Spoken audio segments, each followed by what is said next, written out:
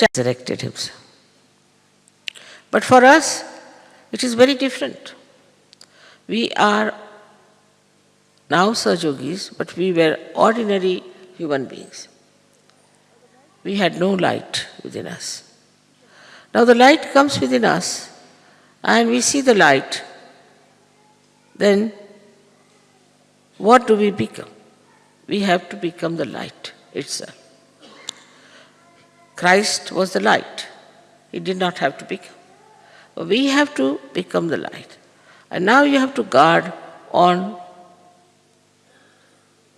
the way this light might get disturbed, might be reduced, or maybe completely extinguished.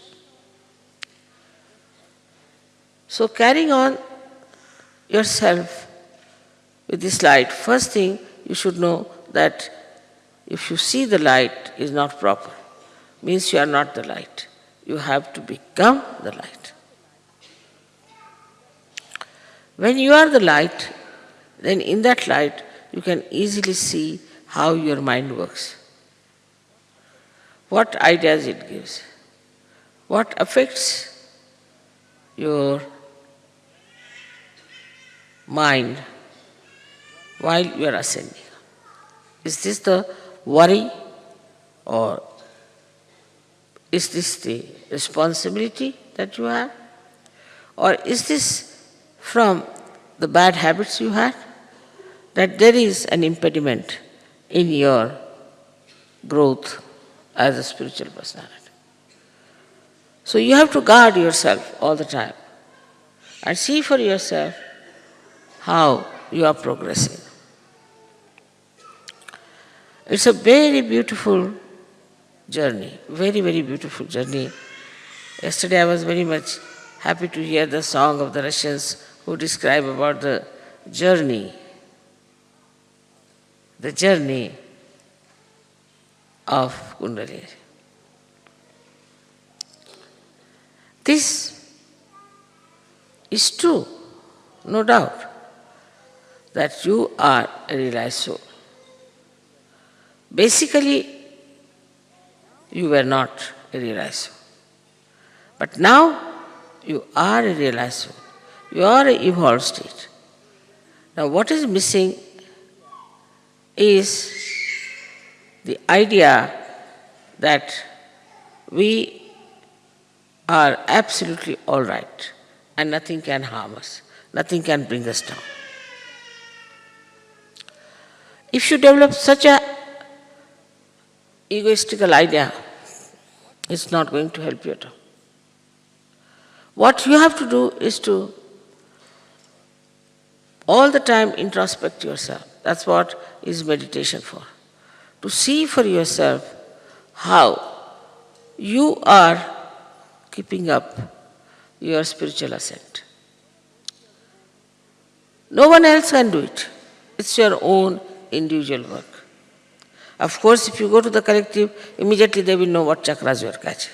No doubt.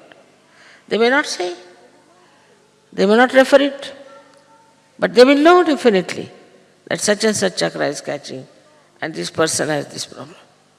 But they won't know themselves what they are catching.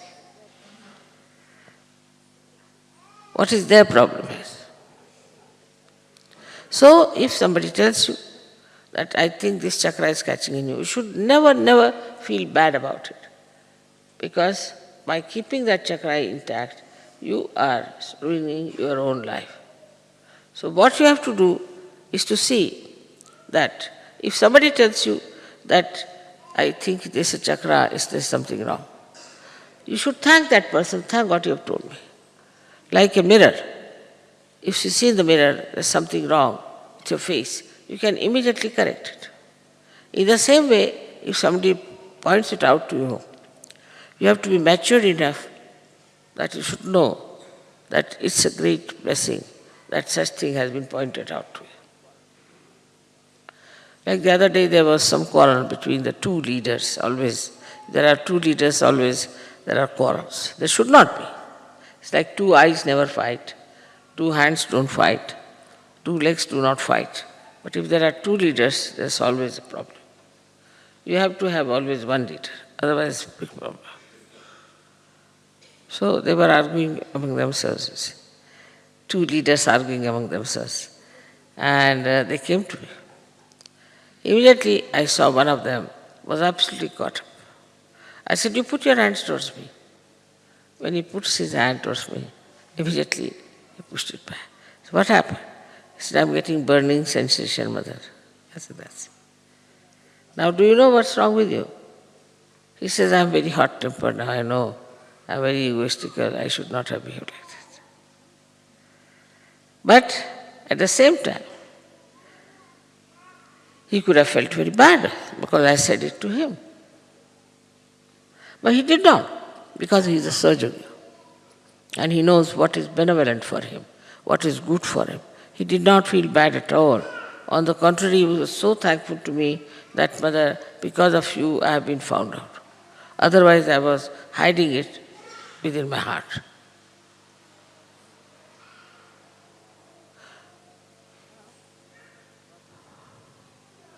Now, the problem with us is that we have achieved a lot of development within ourselves. And we have consolidated it. Also, we have a great collective force I can see in every country.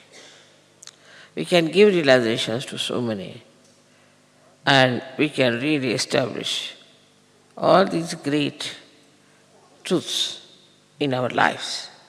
We can do it. All the time we should establish them. But there is one point on which one should not be very sure that you have absolutely reached the last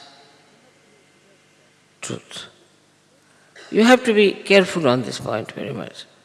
I have seen people who go very high in Sahaja Yoga, come up very high and suddenly they go down very low. It makes me very sad, extremely sad. The reason is that they have no faith. Faith in themselves and faith in Sahaja. This is the faith which is missing.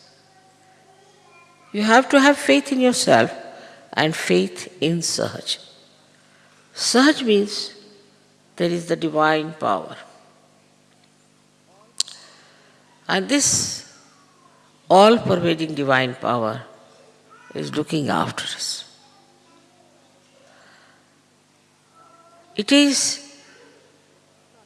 now felt also. You have felt it. It's not that only my saying is there.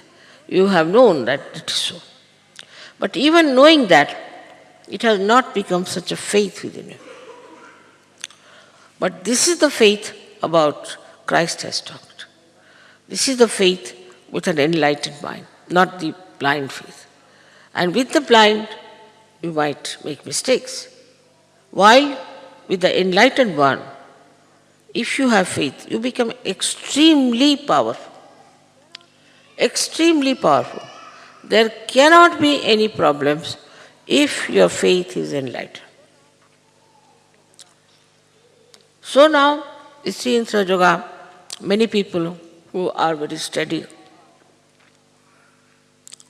who are upright, who are very valuable.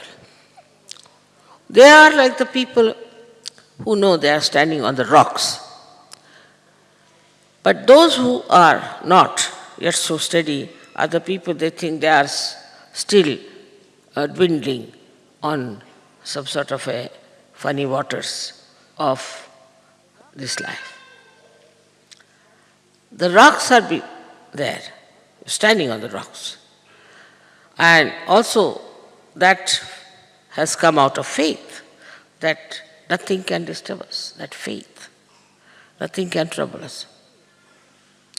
As far as Christ is concerned, naturally, he knew everything, so he was sure about it. He never bothered, he never dwindled, he never doubted. He knew that he is the Son of God.